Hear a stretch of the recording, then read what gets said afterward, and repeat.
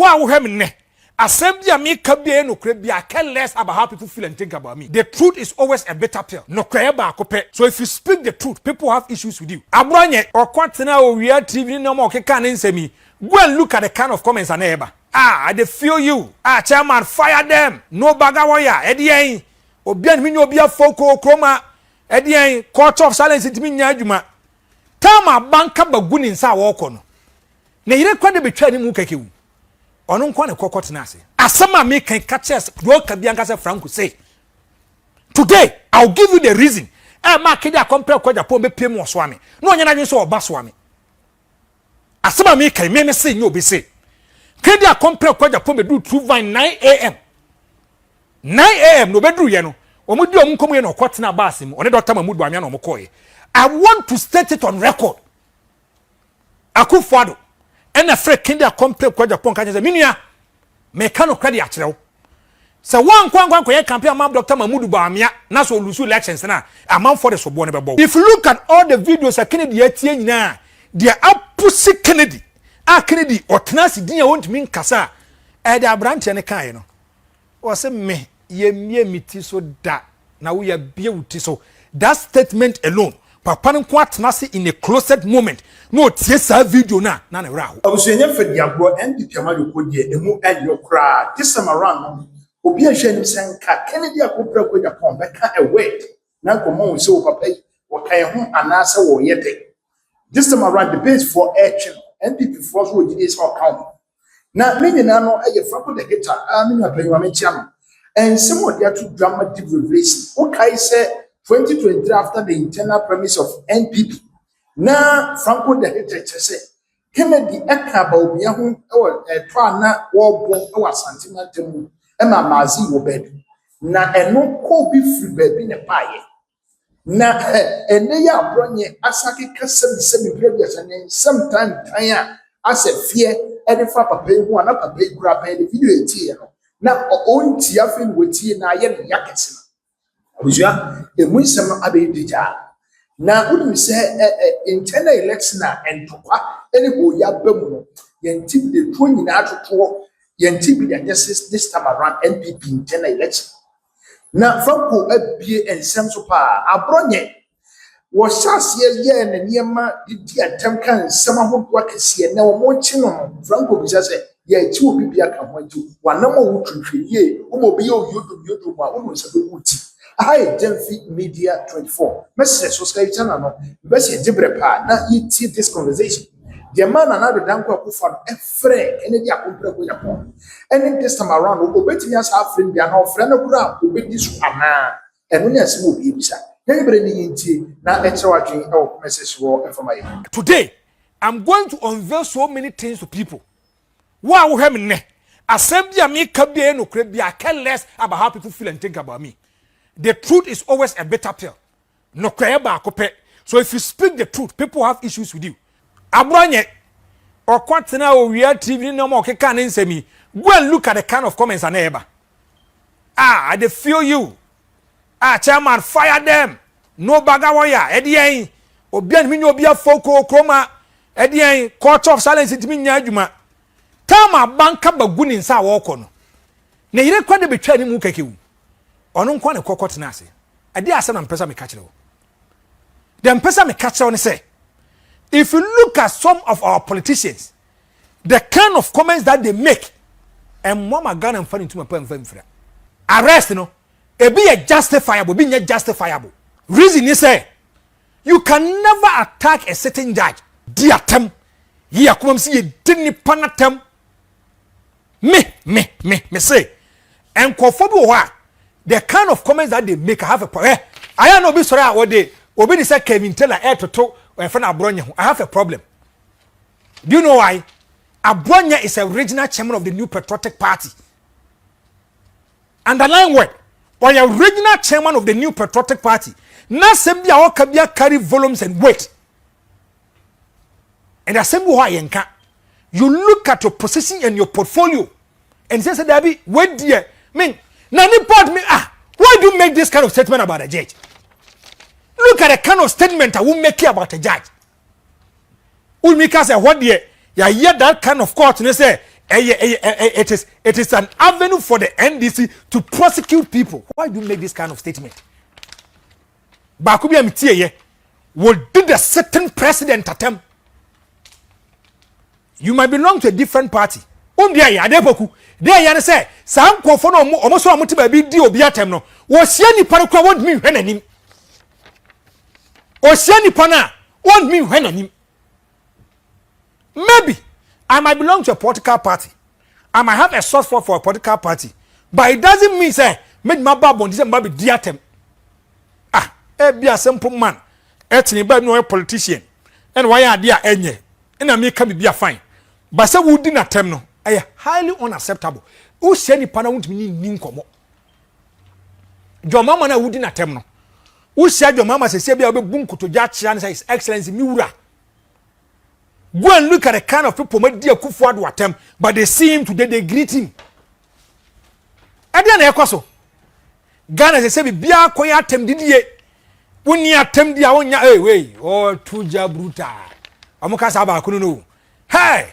Owura or tuja bruta wey or tuja bruta adepoku obehye adwuma na ma agenda man no a kire osefo ana hit nipa no or tuja o me Dr. Bawumia should call the NPP to order. He is a flag bearer.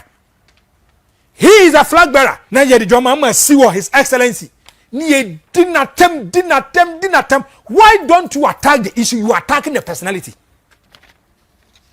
Their dream one is and I politics there, so she ni pana horoba, politics there, so didn't ni pana term, on me your hey. Ni pani for bush man ka ope. Today, I will open the secret. Me make assembly make bia no krebiano nizro. Assembly make bia no krebiano. The old team on say no krebe say no krena maker. There bia me come say, obi abet man na ho den. Maybe if you look at a journalist, now who den pan say when it comes to the breaking news of the NDC ne dia no. When it comes to the breaking news of the NPP, today, I want to open the box for the NPP. I want them to solve their problems. I'm taking you back. If you look at the new patriotic party, ahead of 2023 elections, and no 2024. So if you look at the internal premise of the new patriotic party, before the elections, nani pa ba kono bianim as any pa we die, oba weni abane fala Dr. Bawumia. I want to state it on record. Say, nipa ba ko no bia wo gide ni musa bia onya contest kwa Dr. Bawumia. Reason here say, if you look at the way was here carrying home as a vice president, let your objective and sincere. Edum na bia say o Bawumia kwa say adwuma no onye biem.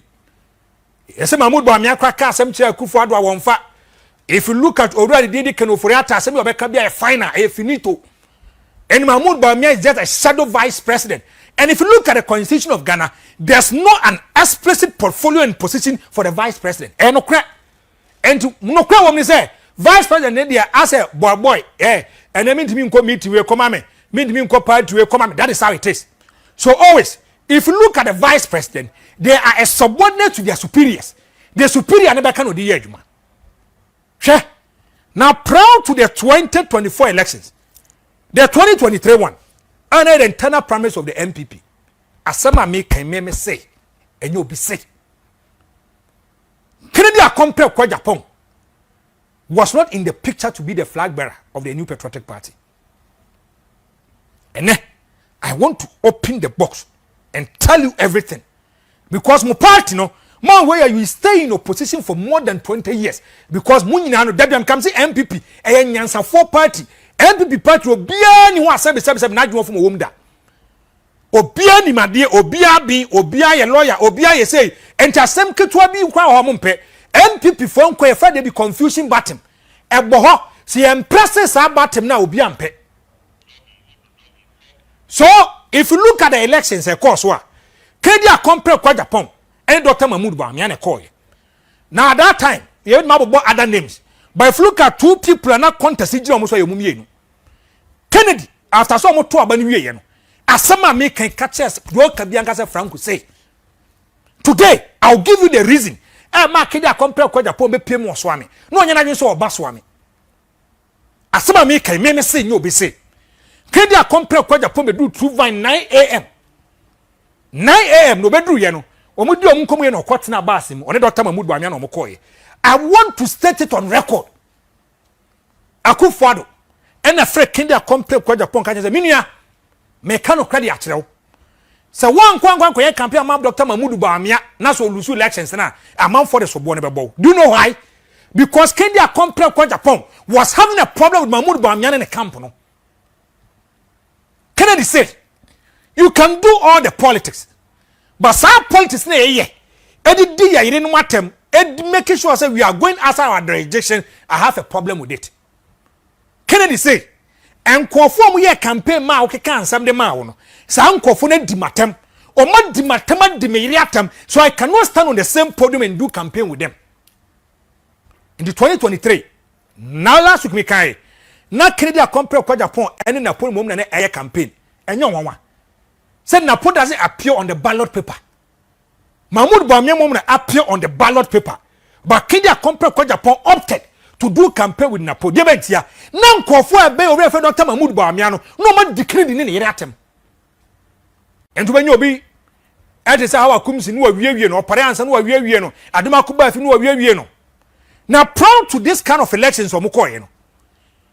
Already a course wa Kennedy a compare kwa Agyapong Phyllis and wabi kwa so wa anya ne de anya ne yie ene sa de a ombebre take this assembly America bia ye Franco neka Dr. Mahmoud Bawumia wa ko Kennedy a compare kwa Agyapong ho MPP for mo mpe no kore oni Kennedy atena se di nkwa kanye se menua mesra bra na ba bom na nya campaign asema mi kan kasa Franco say Kennedy a ka che ne se memmo bobi so bo amenyew asema mi kan tie wase memmo asema me kan say memmo nemo obi so bu amenyew asema makane modu. This is not the first time asema me kan say me akun say asema me kan kwase bo twani asema me kan.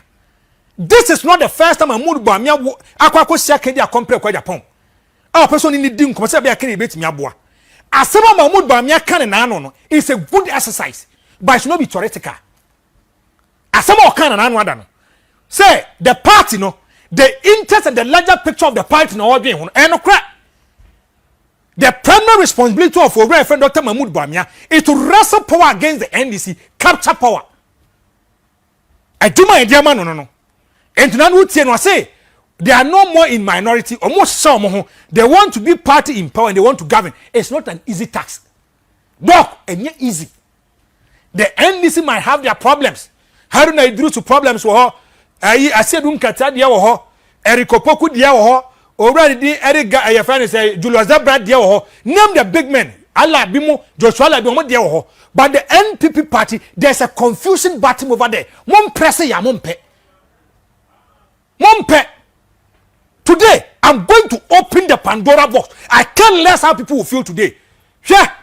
Me say Mahmoud Bawumia wa ko Kennedy fie me 2 times. Kennedy is not willing to stand on the same podium and do campaign with him. Last week me catch me say Temana Kennedy ye campaign no nya dagin tie videos ni bi. So after him listening to the videos me say no be say otna konyam se no de nsa guniti o say ye awurade. Otiensema na ekoso na no hye. Mahmoud Bawumia say they should not use my name. Enyam make am. This is the flag bearer of the MPP. I'm taking him back. That day I was there. And the bia de ko kuka asem was sadie na start na se wam so anu no antu ase a eba benyini be dane ade bosom di siw so akwaso ofo jataba no anye jataba no a no anyini won hwe obeche wan kasare. This thing happened in 2023 whereby Godfred any abai fa Karbo any nkofo ba wanchi eka se Albert Amiao doesn't belong to the camp of Dr. Mahmoud Bawumia. Asemwe enya asem ketwa wanchi and people say ni pon betuma ye adwuma mo man kwama ni nya adwuma no enya asem ketwa wanchi mekai some kwoto aba okwase senior high school nipa ba ko no preferred candidate for the people Albert Amiao ne maame ene amabuzia brother memory woko say there be kwadwo fempon e de be man de bentia say and I want to say it again. Omo say abamu mpainfo allegation bobo Godfred me money mpainfo bebredin say omo free wanchi ne say owura ni di ede ayi abetamia won timi ne Mahmood Bawumia nya adwuma ene sade akwadwo fempon no mope enya asem kutwa wo wanchi enu so bia sisi wo baabi bebre oh wow simple man there or dabi or belonging to this kind of camp yen ni nya adwuma dabi o mo de asem to Mahmood Bawumia so dabi o ene Mahmood Bawumia say Mahmood Bawumia na de na time say if look at 2023-2024 word ba economy is to Jubilee House buafu ena Jubilee House buafu uko Jubilee House omo buafu omo se obi oni Mahmood Bawumia nya adwuma bia no enye se man kwan ene sa no man that thing has eaten into the new patriotic party. Now it has come to stay. Mahmood Bawumia, it's not the matter of theoretical talking. A practical action is a way. Hwɛ another no ka say open constituency ba ko jadama ejuso constituency ejuso MP wo su osu moving from one radio station to another radio station ni ebisa no oh na me Raja say polling station executive election say e kwasi hu ne say obona ni na ni so tatatata adanya ya se ne bone a waye nyina ne say ne bone a waye nyina ne say wakwa kwedi kire compare kwa Agyapong achi bone a waye anu no. Elections is about preference and choice. Elections is about preference and choice. Open nada. Me ankasa mi fie. Sa me kasa me to aba. Ebia me wo yire ne ma, ebia me yire krampo ntuma me ba betima to ama me. Eye preference and choice. But ye to ni nyina awia. We go back to the drawing table. Nipa na ya to aba di ama no. We project the person. NPP fon kwa na ekwa to aba. Yet me di atema di persona na tem. Nipa no yet me di na tem di ne yire ni na busuafo nyina tem. Kennedy camp Bawumia camp omu nyina ya fault. Ene obi ni bia na sai ena Bawumia yire kra wanya Ghana ni oye Fulani ni na obi aka we ena Bawumia yire otimi top bag ye funny hems $350,000 was new mine ho no make kan we yo. People make a lot of serious allegations against the flag bearer ne yire coming from the camp of Kedia compare kwa Agyapong kofo ombe dinatem then the rebata so beba rebata na beba will come from Dr. Mahmood Bawumia camp no so to be money Kedia compare kwa Agyapong. Now me say if you look at all the videos of Kennedy etie nyina they are pussy Kennedy Kennedy otnasi din ya won't mean kasa the Abranche ne kan no o say me ye miti so da na we ya bia wuti so that statement alone papa nko atnasi in a closet moment no tie sa video na wra ho ene ejo so go and look at the kind of confusion edebentia ye say MP no eyo we afa Kedia compare kwa Agyapong nipa eno ano no ye say mpanyfo bi ene papa no kodi nkoma anije tu mu say he is going to give his support to Dr. Mahmood Bawumia. Ye say MPs be miensa ene kosia no omni ni di nkomo ene oje tu mu say ode ne campaign no e ma Dr. Mahmood Bawumia aboa ama MP petima are you not surprised? Adentu no be ye MP me and I say me kan pempen wo se ni pempen debent no be ye MP e wo efidwase kore no mko akoye MP dia ma mo we just I don't get it. Open nipa ba ko a I say Dabian he's trying to create a certain kind of confusion. If you just see MP, look at the kind of problems he's creating for them in Ejoso. Are you afraid? Doctor, are you afraid? Kwam tankwa dam for no. I want to say it. Are you afraid? I don't know. Minim diasi. Nipa ba ko minim. If you look at the MP no time no se den waye no. Woni Mahmood Bawumia yire akwa pemu Ejoso. Wo say onye MP. Jesus Christ. So now some can the look at the kind of statements I will make it. Me say go and look at it. Why Ejoso MP. Or bad radio TV so will soon. Here, come now what honorable. I'm telling you this. Kenten wo ho. Here, me the meeting we just no. Any de me hu no. Kwa ma first one we compilation of album dey to aba. Any no ma air course no. You are not happy with it. Register your displeasure. Enya time aba besu. Oba be make say da bi na obi anka bi mo obi a fight your own fight. Obi no wo kan bi ama. Fight your own fight. Let them see how you are strong. See atie no be a catch or say or no kwako member of parliament e dey amaso san kwarefo Eriko Poku edi MP eno kwa asunafo north and south no di MP no be a catch or so no mom ene ni pa na eben e to no be take decision mom e da Eriko Poku I would have Yankopon see at ye no be dini MP on the baby say jabbing MP no be a catch or so ko jabbing one kwako MP e dey ma jabbing for try it and see kwabna be bold be strong be bold and strong. When that time I saw Kasa Bebreu, when you action work, where John Kuma did worse things in a Joso. John Kuma, he did worse things in a Joso. Dear Kosunyano, Mahmoud Bawumia, any Kennedy camp fashions. Ukokumawa, the same thing. Ediabaya, Yasin Kofobu, no me a pro Kennedy a compre Agyapong, and it's uncle Fondia, we don't need them in the NPP. And did that be America?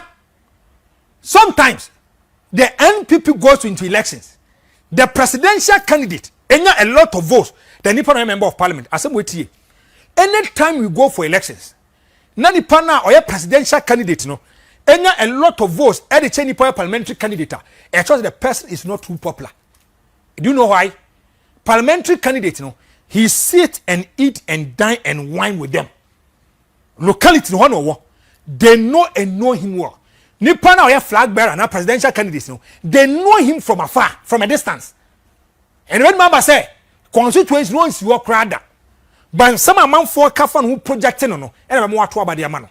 Their man MPP scat and blast not door so bebrebe in their party is how they conduct their elections. Scat and blast no. Their door so MPP. Oh wa we se mateme ho. We se me call no post. We se say no. MPP party ni nyansa for party nkoa obia na dwen so oka bi obia ntie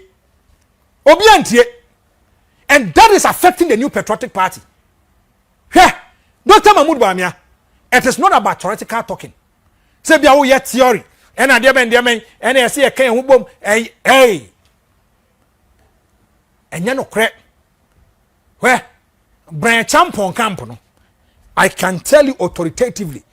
Some of them are not happy with Dr. Mahmoud Bawumia. I'm telling you. Me asembia me kabia me say asembia no kure bia ninsuro. Some of them are not happy.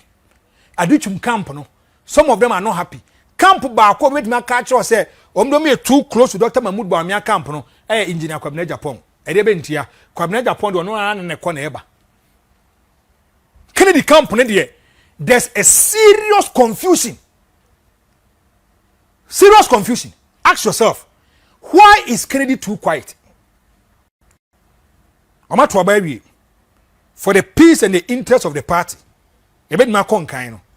we need everybody to come together. I want to ask one thing. Why is Kennedy a compare Agyapong too quiet? Too quiet on this particular matter. He's not talking. After some two about year. Akeda compare Agyapong lose elections will be to toss me no.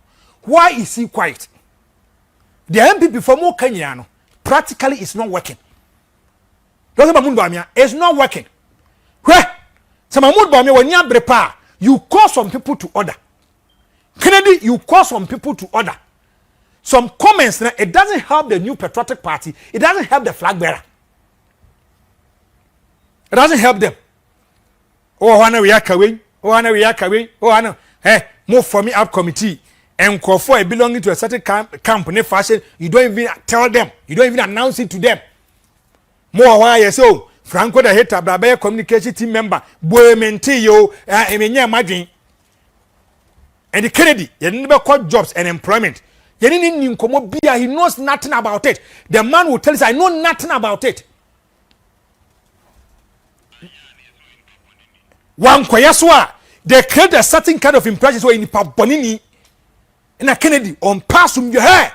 Open Pabako one new party, no one passum ya a Kennedy Agyapong. This is the kind of talking that is going outside. Bamiba another. Before Sami Baba yes, the weekly verity. If you look at the program's manager, he designed the program on a tenase. Or say, o Saturday no, ya close no wontimi nko ba bia so betimi akọ ba bia is after 12 and this one is coming from management. You don't have a say or a choice. E ya adwuma na de ma asabra baye asama me kaniti se me permit ma kasa menye me permit ma kasa menye but so far as amaja tum se me de it means say fit 12 o'clock o be dem pesa me bia metimi aye. What am I trying to tell you? Dem pesa me catch on say there should be an offer and acceptance. You make the offer to the person, then the person accepts it. So what about the ask yourself, was Kenya company called Agyapong consulted? You consulted no, and I am consulting. When in some air course, where the NPP or Monsamo Dorso Papa Party back one person may say, or Monsamo Dorso Dr. Mahmoud Bawumia Kasa. Doctor won't call for the diatem, no talk to them. On call for the diatem. They attack the persona. Yet me didn't panatema didn't diatem, no talk to them. It's not just coming to the public podium. Talk to them. Correct? A bit transparency diatem, rough. Do a man or maybe atem. And after doing all this, to one man, one can be beyond fine. You want them to come into the picture to come and help you. It is not an easy task. And now the ketwa, we should not joke with it. The truth is a better pill. No kwaya ba kope. And yeah. So Dr. Mahmoud Bawumia making this kind of statement. Not just making the statement, make another step. O koni panisi wo mie program wa kosan bra. Ni panisi wo ntia sam na wo kana kona san bra. Because obi otimi control 25% in your political party, don't joke with them. As I make it, doctor. Obi otimi control a certain kind of people in your party. So if me votes 2,000, 3,000, don't joke with that person. Your Okroma, obi the less than 30,000 votes about the president Okroma, John Evans Thomas, time declaration. And it's uncle for now. They are able to control and have influence on the party. You don't joke with them. Uncall for make a statement because tell them, hey, don't go there. Mr. Hodde, don't go there. You can talk about your matter. Obey me the objectivity about by attacking the persona of the person. Mr. Don't go there. Or either say me jaw kwam what free in Chandiako. This is the kind of things I want from Dr. Mahmoud Bawumia. Obi wa boa wa party mu kra ka sama ne nyaagin. Na ya temdidia. Ka hey, Mr. Don't go there. One why don't go there. E de toso mienu. Mo bia hu se miemfa wudi hunhuna manfo wo kroma, especially linked to the MPP. Party back home the persona hunhuna manfo is the MPP. Hey, Adepoku buafu. Adepoku afre Franco. Wasi ja no nyina wana. Ade asempo man eye no atebo amante constituency ho. Waka che so dwini nya adwuma eni mesraw se okongu party executives no. Obehem so kra na bia Adepoku nka hwe. Adwumam etronic konkonsa and a director say, and a director frame, and a director craft from was one to me na, and a Franco say, Debbie. And Mestre, and some na air cosunino, the NPP should sit down. They should be able to identify their needs and challenges. They should fight over, and not mere talking, not mere casa, mere meeting NPP people by saying, say, and they can't humo, Debbie. Unity come with a step. Make that particular step for the party. Look for the kind of people, no mere candidates, you know.